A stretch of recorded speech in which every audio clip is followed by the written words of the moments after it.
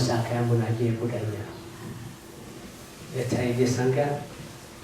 Today we are on the 4th day of the retreat. The way out is in. Okay. So since the founding of our third hill lineage, somewhere in, I think it's 1842.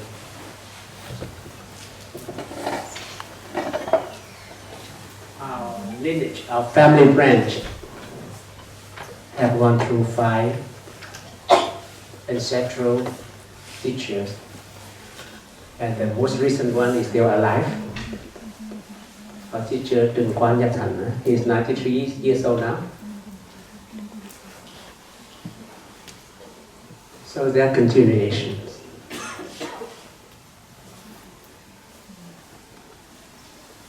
Was born in 1810.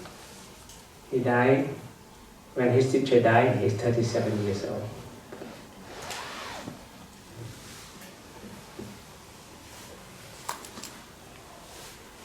So this one, when this teacher died, this one is 37 years old. Let's see how it goes. 29, this one died. I think it's maybe 50 something, 55.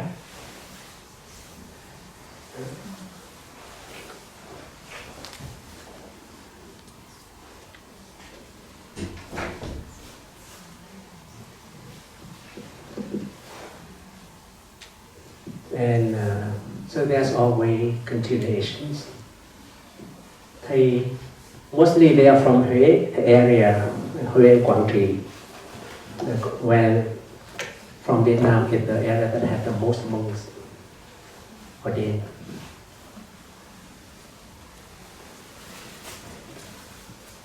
So where did these people come from? Out of the blue. Out of the blue, they just saw something, and they just wanted to become monks and nuns. Sister Hegel and I were in the Prajna Monastery from 2005 to 2008 to 2009, and we were there help setting up Prajna monasteries. During those times, 400 monks and then come and ordain with us. 400. So we play our part, and we don't have to get married. We think the spiritual lineage. But in order for us to continue, we have to have people, lay people to give us their children for us to raise, to make them into spiritual practitioners and help. And the only thing we consider about was to practice ourselves. And you see those results barefoot. Sister Khâm Nghiêm, Sister Thường Nghiêm, Sister Hưng Nghiêm, Sister Thúy Nghiêm, Trung Nghiêm. They were ordained in Prajna.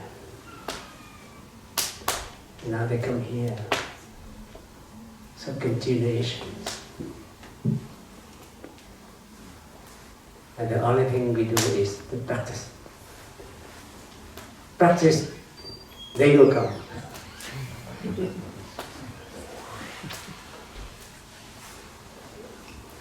And we have the name of the heart.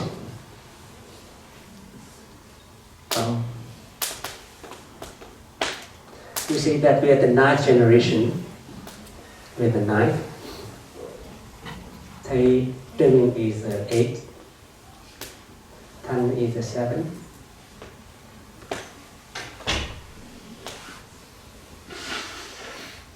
Hai is the 6th. Tan is the 5th. So when we see the lineage, the heart of the heart, is from here. So everybody have a root.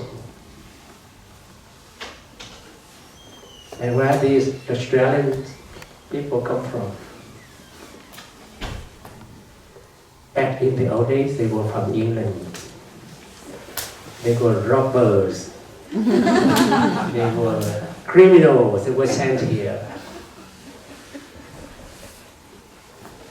160 years ago, huh? 170 years ago. What time? Maybe 200 years. 200 years. Okay. We all have roots. Do we abandon our roots? No. We have to accept whatever given to us.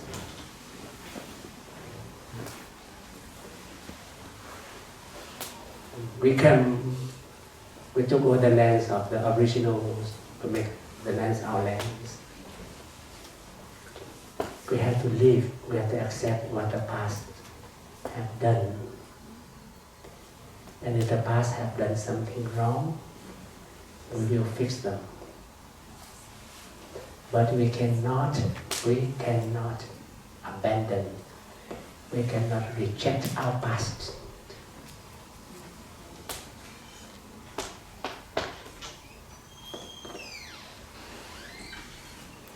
And that's the teachings of manifestation only psychology of teachings. The past come back, become the future, and the future become the present. This morning we did the guided meditations. By living peacefully, happily in this present moment, we can heal what happened in the past. And we can create a better, happier future. In Buddhist psychology, what in the past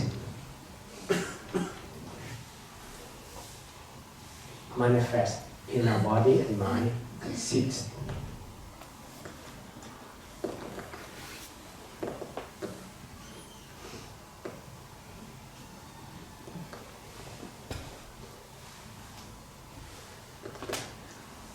Years ago, we were taught that there are bad seeds and good seeds in our star consciousness.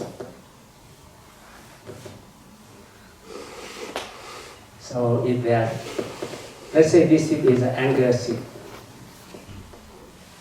jealousy, and this is the seed of happiness, joy.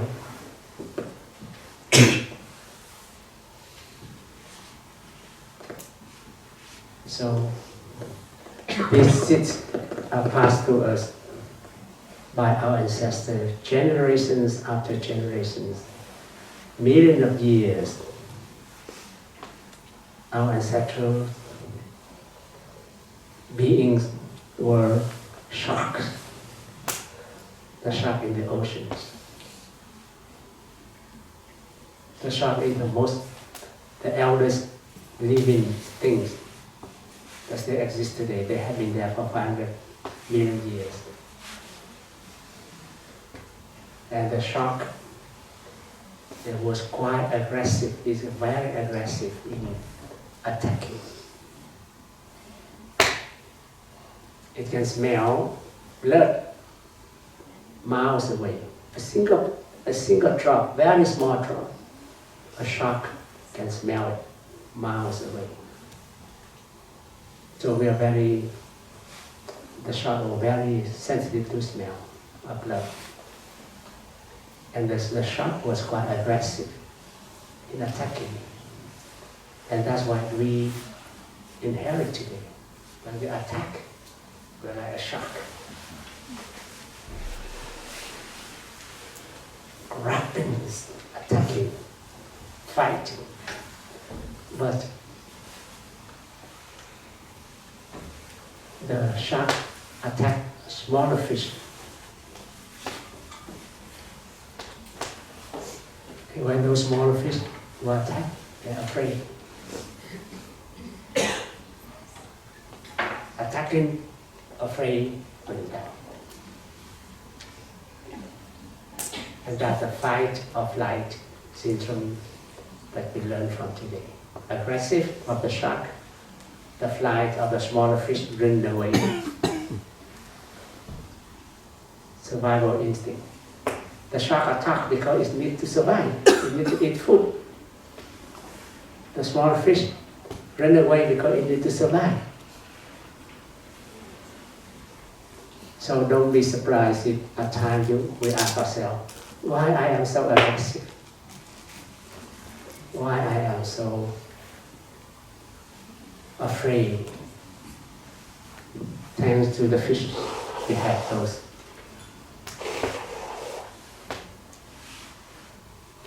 It's transmitted to us by our ancestors.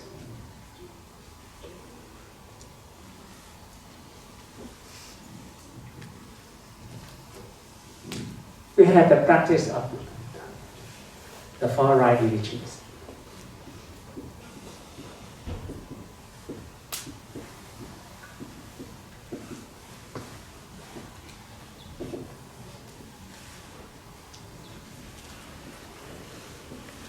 The first one is, if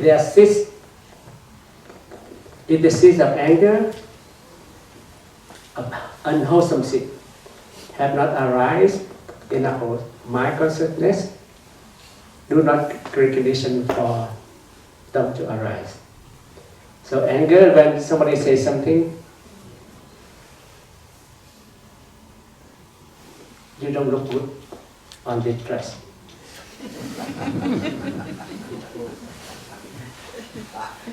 What do we feel?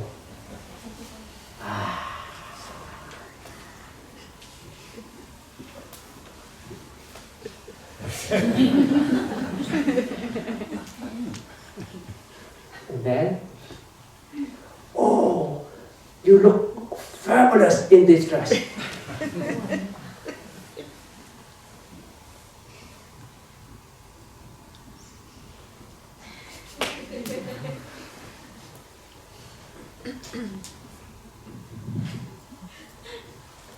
So the happiness and anger are already within ourselves.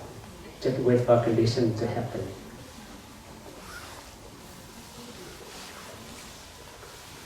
So the practice is this. If the seeds, unwholesome seeds, have not arisen up here, do not make condition for them to arise. If they have already arisen, make condition for them to go down. If the wholesome seeds have not arisen in the mind consciousness, great condition for them to arise. If they have been up there, great condition for them to stay there as long as possible. That's the four right religions. And that's our practice. Back then, 30 years ago, the teaching is said that there is bad seed and good seed. But Thai teachings 5 years ago, whatever up here in the star consciousness is neither good nor bad. It's the mind that makes it so.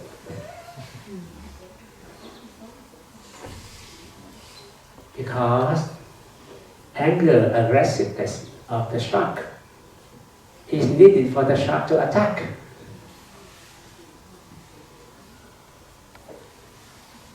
Fearful, afraid is essential for the small fish to run away.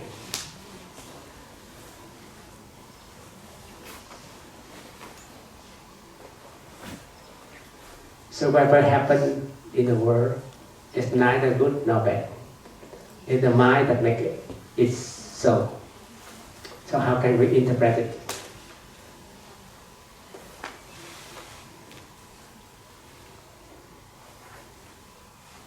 Our third patriarch,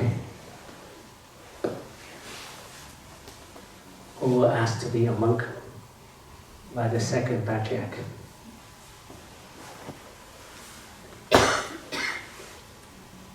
And his parents said, yes, I would allow him to become a monk, but please, he's my only son. And I need him to give me some children to continue my lineage.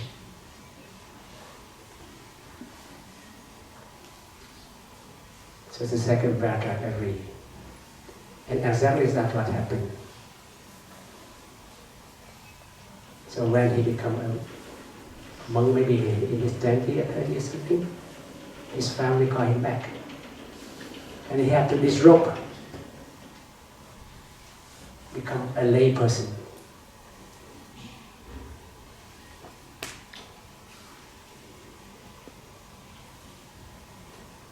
Because monks cannot get married. Monks cannot have children.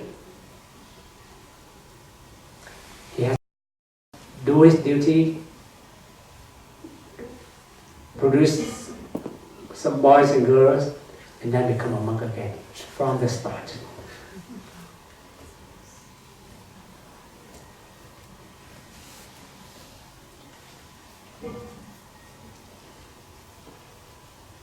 He has two lives.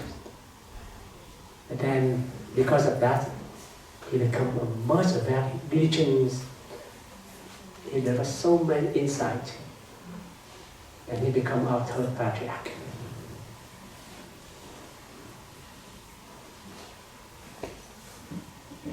So we have to live by the rules. Monks and nuns cannot get married. If you need to get married, you become lay persons. And the Vinaya allow us to become monastic again. Is that good or bad?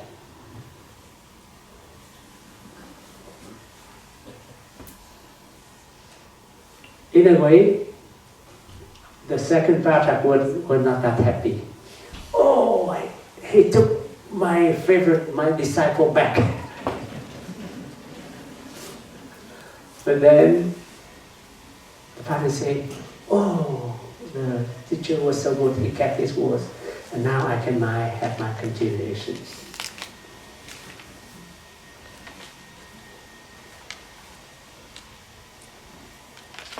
And because of that difficulties, the patriarch was so determined in his practice. And they go on, become a very good patriarch. Our grandpa teacher, he became a novice when he was 7 years old. 7 years old, what could he do in the temple? Maybe follow his teacher around, scratching his back, singing a song, dancing.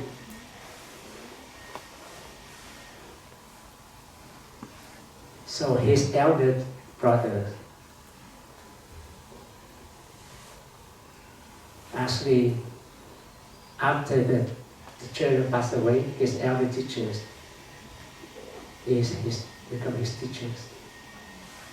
And he was ordained as a novice. I think when he was 12 or something, when the second patriarch passed away. So we see things developed in a certain way. It may not develop in the way that we like, but it will go into that direction. In life, let's say that we take the 5 mindfulness trainings, 5 MT. The 5 MT is a direction, a guideline for us to go to a certain direction, to the direction of peace and happiness. Let's say that you are given a compass and we go to the north.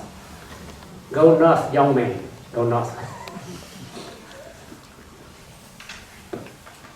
Some people were very lucky, they get on the car and we go from south to north. But many people are not that lucky. They start from here, then here, okay? And then there are these pull them that way. That is for pull them this way. That's for pull them this way. So let's see. They're here, down here, and up here. So they move from here to there. Still up to the side. But then something happened, put them down here. Maybe down here again. Maybe 30 years later, they come up here.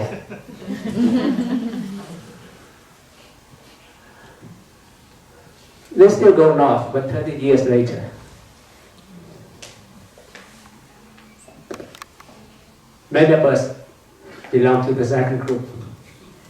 The first group, they go directly, maybe it's quite boring for them. They arrive there and what do?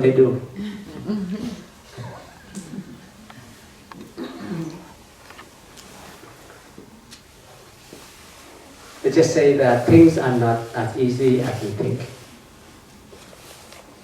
And the main thing is, what do we do after we get that enlightenment? Is there such thing as enlightenment that you can go from south to north in a straight way?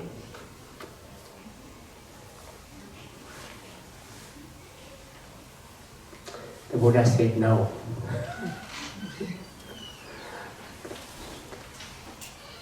Because we have learned that the Buddha takes many lifetimes, has many lifetimes to practice.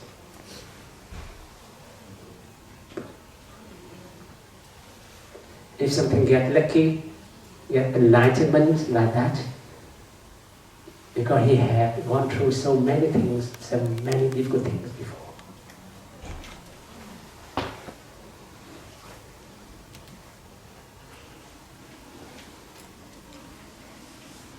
So there was the story of one monk who stopped over a butcher shop in the market. And he heard one woman ask the shopper, the butcher, please give me the best piece of meat. And then the butcher said, every piece of meat here is the best. And the monk got enlightenment.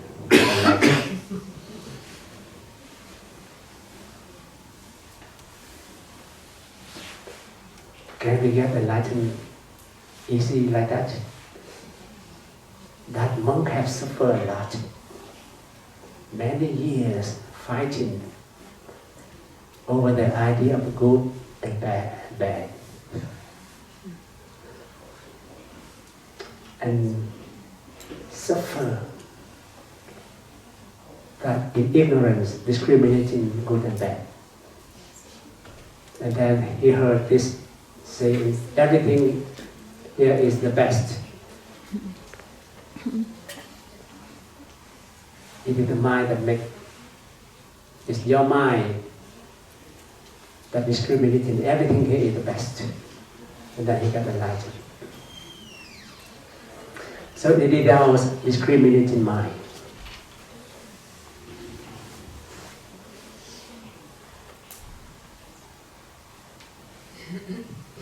I talked to Ming and Tan this morning about nhập lưu. So correct me if I'm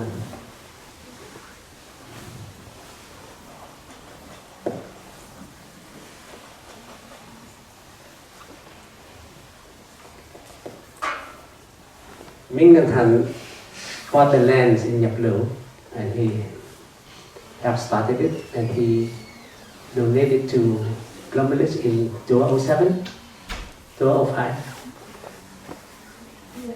We bought in 2001. 2001. Yes. And built in 2005. 2005. Get the transfer 2007. 2007. And then, so 2005 to 2007, many of us have been in Nhập Lưu. And Nhập Lưu at that time was a kangaroo land. I think it still is. But life have begun to appear in your blue. Beside kangaroo, we have human. Then 2009, I think 2007, Sister Trung Chính and some monastic come and go. But we officially received the title of the land in 2007. Having the land is one thing, but having the monastic, having the practice is another thing. So we come and go. 2009, I come to Melbourne. I visited here, and we were told that it is the place that we want to set up Plum Village, Australia. And so 2010 we moved in. With the presence of the monastics. With Sister Lương Nghiêm, Sister Sinh Nghiêm, Sister Thuần Tiến, Sister Trí Yên, and probably Sister Cần Nghiêm, things like that, yeah.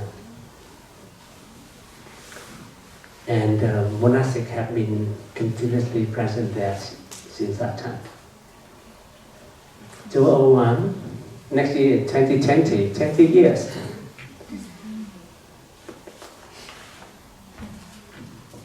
So it takes time, huh? We do not go straight, we go here, go there, and then go back. But it's 20 years. We start our 21 years, 20 years next year. So, for things to manifest, conditions have to be right.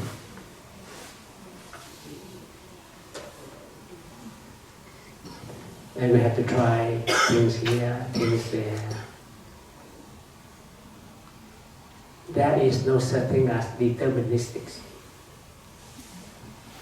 We say we plan something like this, it would happen. Yes, it will happen with a certain probability. Not exactly it will happen. If we understand the law like that, then we will be at ease.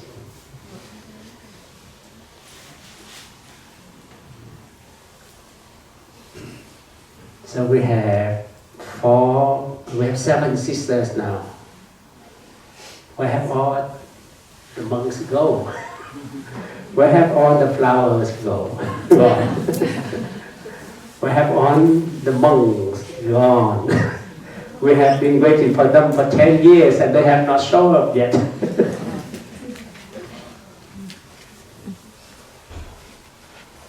They will come.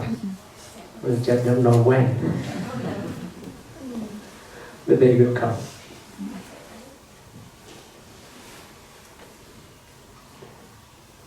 But how could we make things happen in our own way?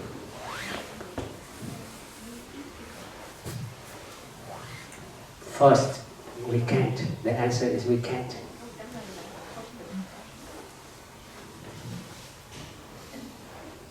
According to conditions, things may happen in our own way that we like, but not will. May, but not will.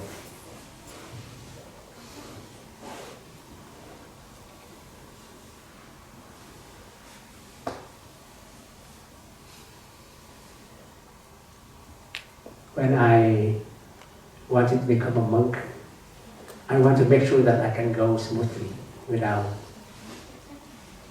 objections from my parents. My mother was so happy for me to become a monk. But my father, he wants continuation. Okay, so I have certain way of defense. My family is also big. You know, our family in Vietnam are big. My parents have 7 boys and 3 girls, so 10. So family, 6 boys and 1 girl. Sister here also. There are many Vietnamese family, big.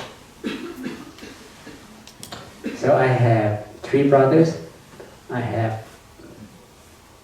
the time that I was about to go, my parents already had ran son. I say, you already have a grandson, you don't need more from me. What hell did you do? You already have a grandson.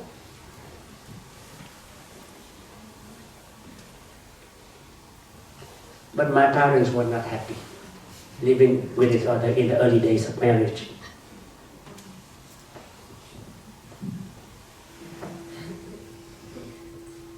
They quarrel a lot.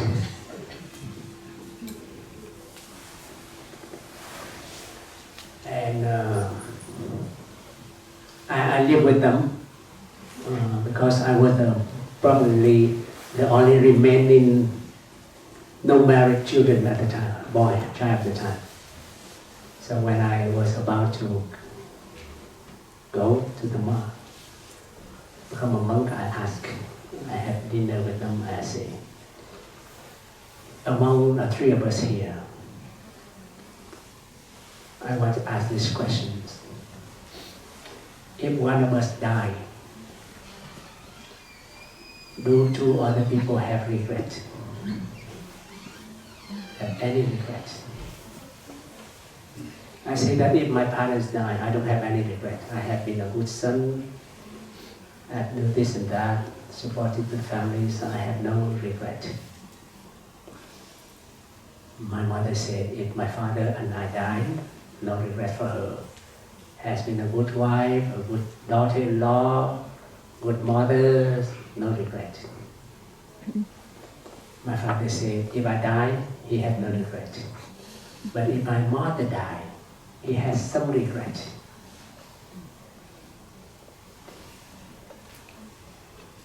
And my mother just sat there and cried. And that's one of the most beautiful beginning new that I have ever seen.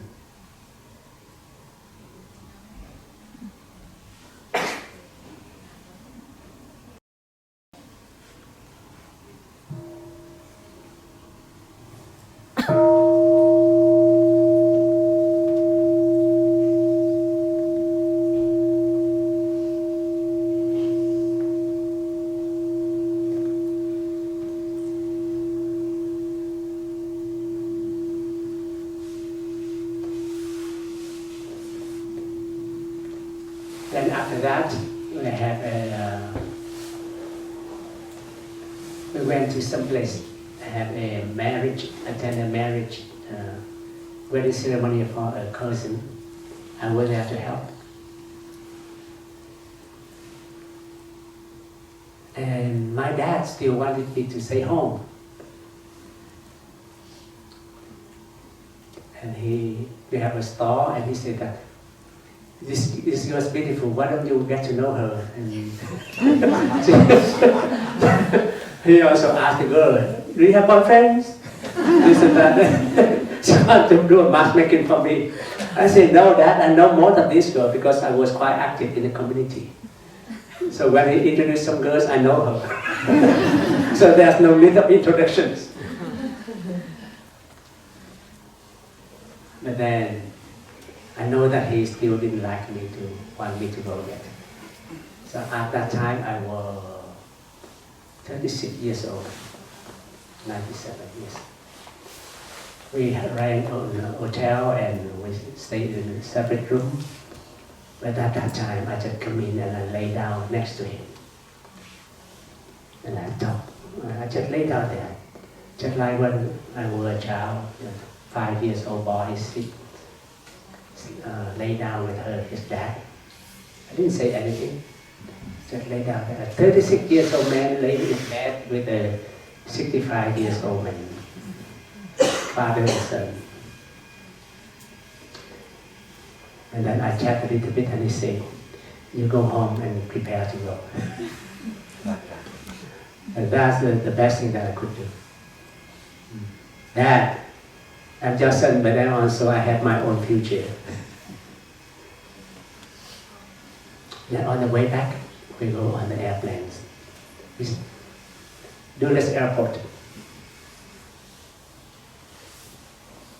We were about to land.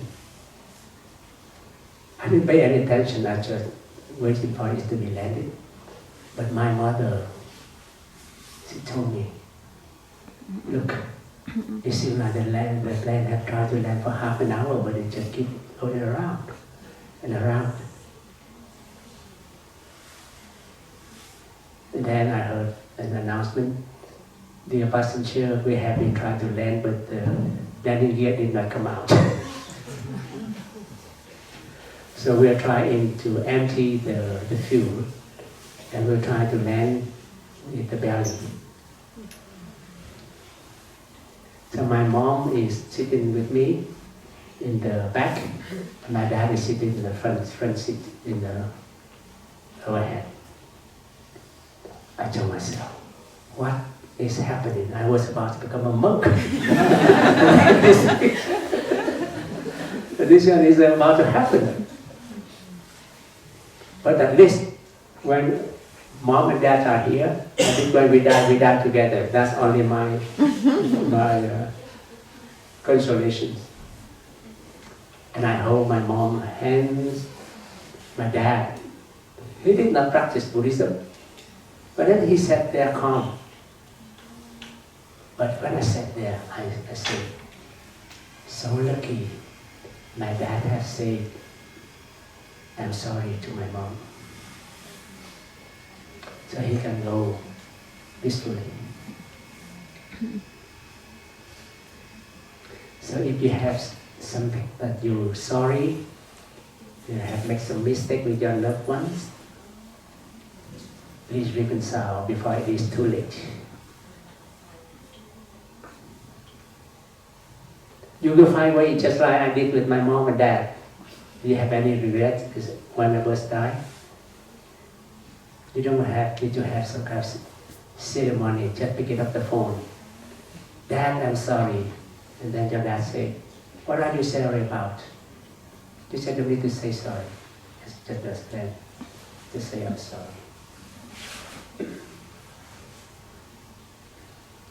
And of course we do have people that will make them suffer. So pick up the phone, or when you come back, do some reconciliation with them. So you can rest in peace on your last day. Those things will be with us.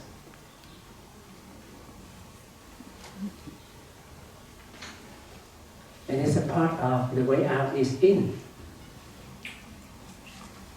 Look deeply to what had happened in the past. Make amends. So when I was ordained, they was about to cut my hair, and I sobbed a lot. I was very easy to cry, very easy. It's nature for me. I heard some sentimental story and tears come out. But I sobbed, and when they heard me sobbing like that, they said, why you cry so much? At that time I was saying, Mom, do you know that I'm doing this for you? Because I want to transform the devotees between my mom and my dad. And I looked deeply into that. I said, when I was 20 years old, I have the intentions not to get married. I said, married life is not for me, period. And I wonder myself, was it because of the quarrel between my parents that I make that decision?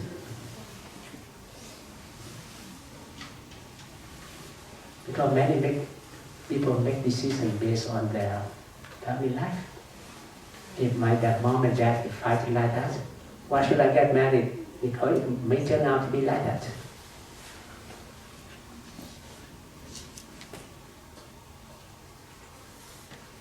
I contemplated.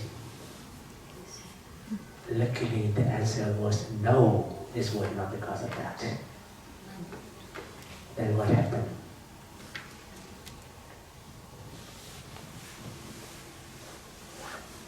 I was from Hue, the central area, and that place. Hue, Quang Tri was the place that the Vietnam War. There were a lot of fist fighting there. It's the area that suffered the most damage in the war. So in 1968, you may have heard about the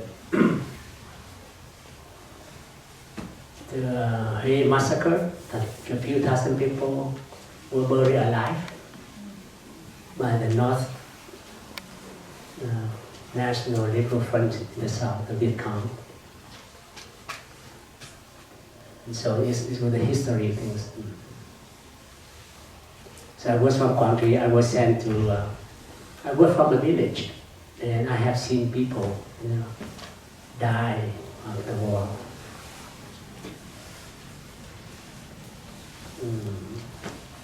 At night, in the daytime, it was in the control of the South Vietnamese government. At night time, it was in the control of the Viet Cong. And so Viet Cong come down and attack the village, come in and kidnap people. In the morning, I went down and I can see the attack. I can see the bodies of the boys here, the body of the girl there. So I used to see people dying in the village. 6 years old, 5 years old.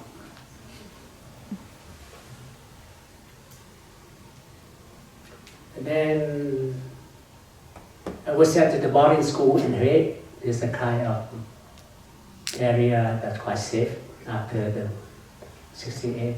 It was 1968. I was 8 years old. 8 years old and boarding school, you have to live away from your parents. And I was only allowed to go back home once a month. So I tried to entertain myself.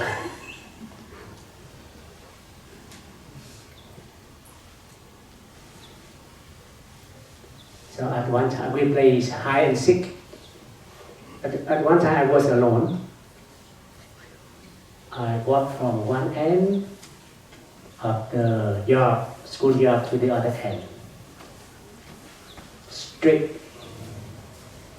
and not south to north, straight. And then when I arrived at the other end, I turned around and I asked myself, what would happen if I did not walk straight? I zigzag. I came back and I walked zigzag things. And I arrived at that. And that's the end of the story. I did not pay any attention. But that's what came out during that time.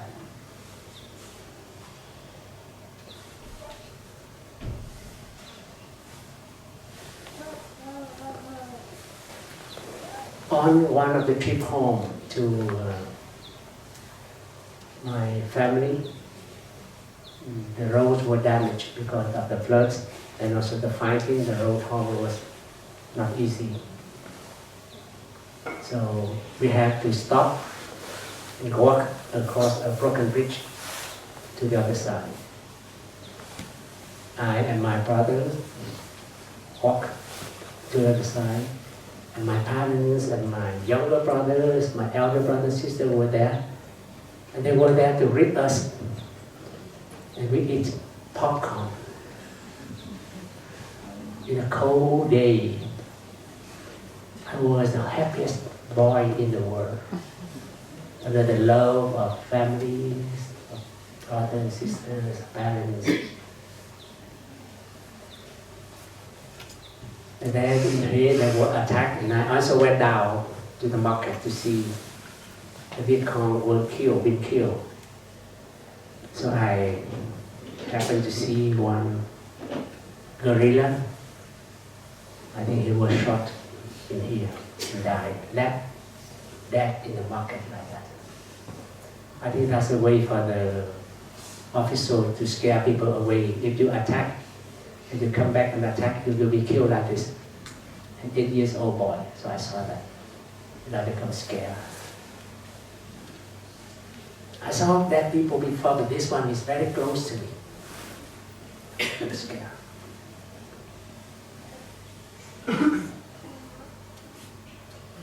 So I went back at night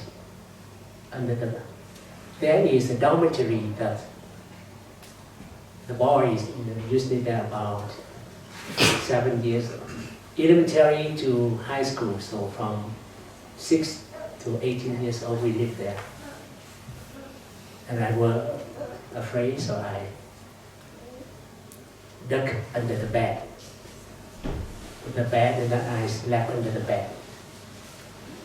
Because if something attacks, the bed will protect from the darkness. But I was not that prudent, not that good either. So I put in my best dress and I sit and pray. This was a Catholic school, and I was from Buddhist family. And I read story. There was somebody called heaven up there.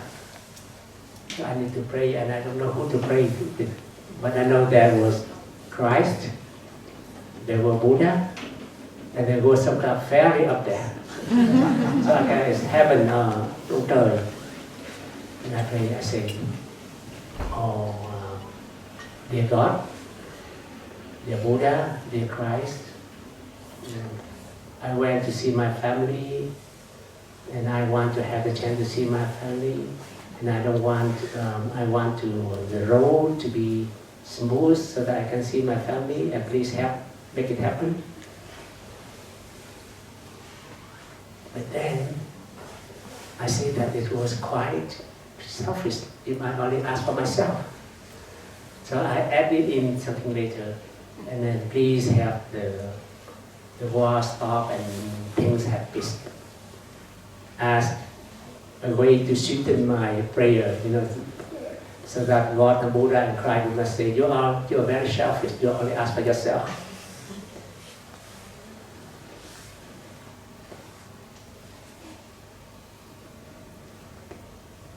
So things like that, I continued to do that for a few months. Every night I slept and I put out like that in my prayer. I think that the thing that made me become a monk.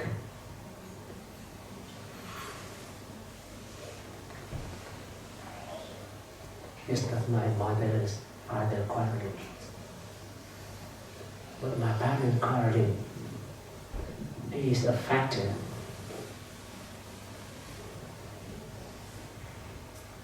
that raises up the fear, the anxiety, and then also the desire to live in peace.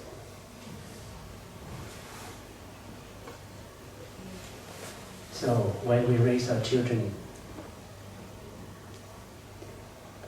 the time when 6 to 12 are the most important time.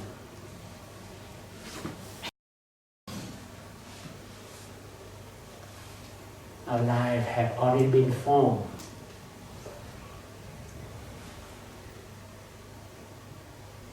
By the time we're 13, it's done. Our life has been decided.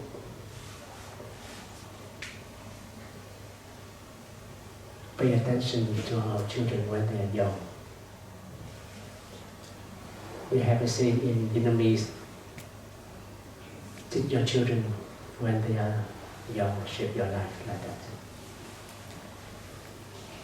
My sisters, she have only one daughter. She followed that principle, 6 to 12. Teach her everything. She's Buddhist. You don't need to live, you need to live within your means. Don't go into luxurious things. So her daughter, her daughter's favorite shop is Target or Walmart. And she didn't want to have luxurious things that, and also she, every summer she was sent to retreat, not Plum Village, but in a temple in Texas. Sister Hình was know that to Việt Nam only and And they went there every year. Her daughter now has become a mother herself. And she said, and she also have a daughter. And she told her daughter, my mom raised me like a nun. I will also raise you like a nun too. Do you want to raise your daughter or son like nuns or monks?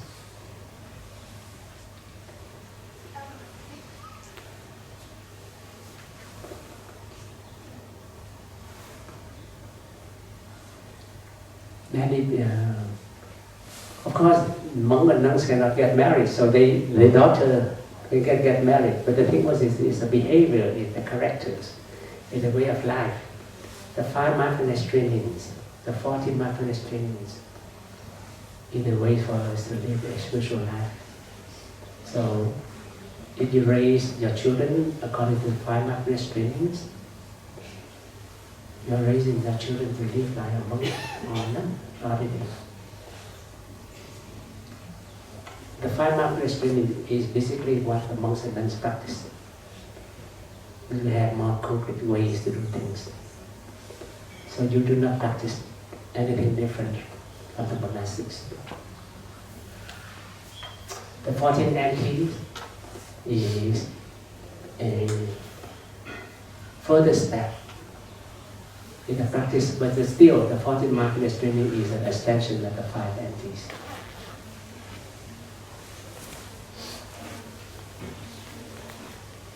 One last thing that I would like to touch on is the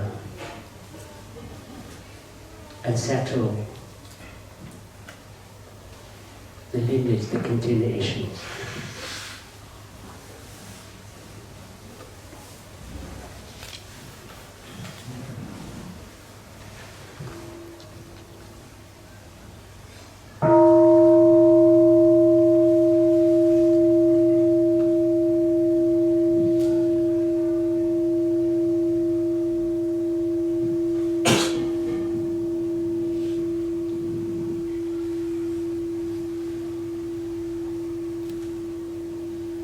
The salmons, the fish that were originated from the fresh water up in the mountain or in the lake.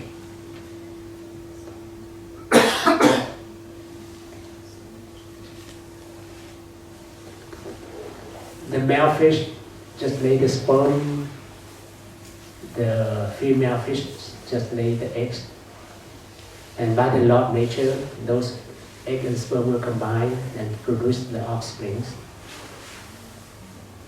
But just right after they lay the eggs or the sperm, they die. Right away, they die.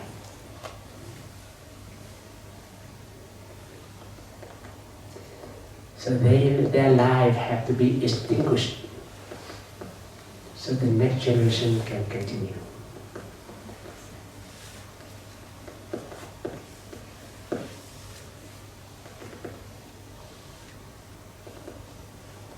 And in the eggs and sperm, when they combine together, there is this thing that they want to transmit to the next generations. Come back here after 4 years. That's the only thing that was encoded into their genetic. Come back here after 4 years. And they have done that millions of years. So those young salmon go down the stream, go to the seas. Maybe 1,000 of them, 99,000 were eaten, die along the way. Maybe 0.1% remain. But as long as they are alive, survive. After 4 years, they make a trip back to the source. they have to make a trip back.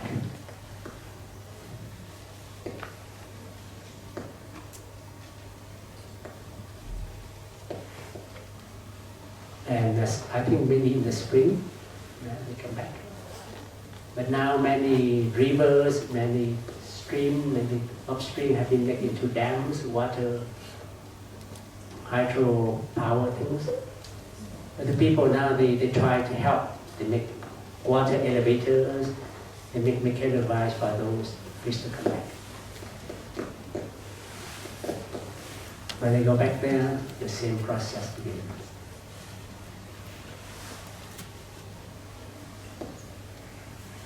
So we all have this kind of need to survive, to propagate in all species. And that species is called life force. That force, desire to live, is called the life force.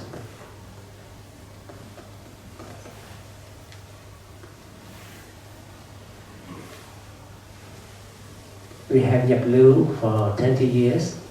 We want to continue. So we have plans to build the dining hall and kitchen. Maybe in 2 years we will have that and we'll be able to hold our retreat in Yaplu. For what?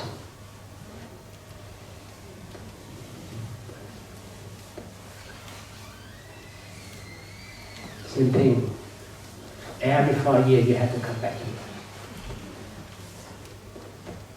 You need to set up a center, you need to set up a place for the monks and the nuns, the lay people to come to practice. Same life force, same desire.